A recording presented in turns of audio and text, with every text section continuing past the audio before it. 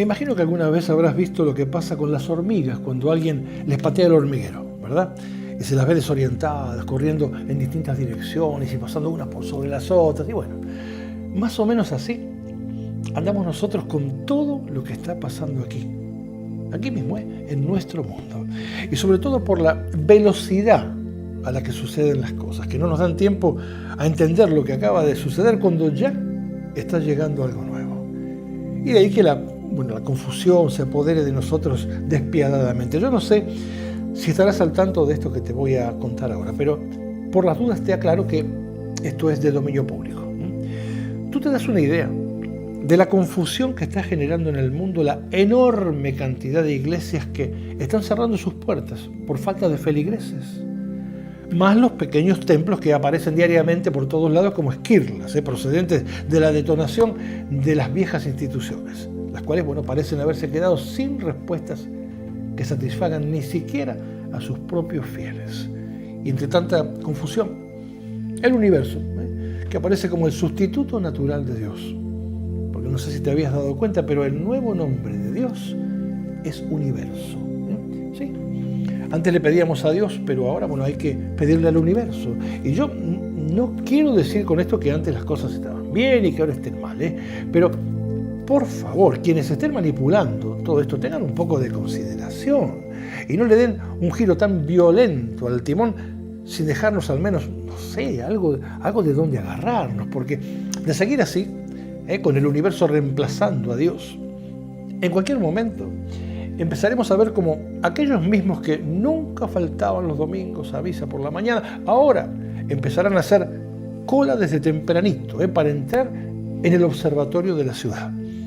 Personas que antes buscaban una palabra de alivio en un sacerdote y que ahora, lo van a hacer, hablando vía Skype con un astronauta. Individuos que toda su vida llevaron una cruz colgando del cuello y que ahora, en su lugar, van a llevar un pequeño telescopio. Pero eso sí, y bien en serio, aunque la antigua propuesta eclesiástica no parezca tener conexión alguna con el nuevo universalismo, te cuento que sí la tienen. Sí la tienen. Y te puedo asegurar que muy profunda, por cierto, porque tanto una como la otra están conducidas por criaturas humanas, quienes desde distintos decorados nos continúan arreando como ganado e invitándonos a seguir poniendo nuestra atención fuera de nosotros mismos. Y todo eso, ¿sabes por qué? Es porque tanto los unos como los otros nos necesitan enajenados. Es como si este cambio de dirección allá en lo profundo tuviera origen en la misma fuente. El hombre y su necesidad de controlar las masas, pero no nos engañemos, porque en este juego de terror hay alguien que ha colaborado desde hace siglos para que todo siga siendo así, del modo en que se encuentra.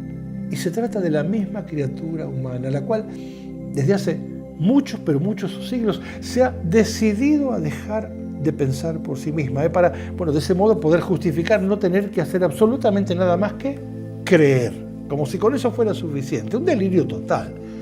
Amigo de mi ganzúa, ahora con más énfasis que nunca, te digo, despierta y date cuenta de lo que está pasando en este pequeño puntito en el espacio en el cual estamos habitando y además, préstale mucha atención a esa frase con la que siempre me despido de nuestros encuentros, porque no son solo palabras.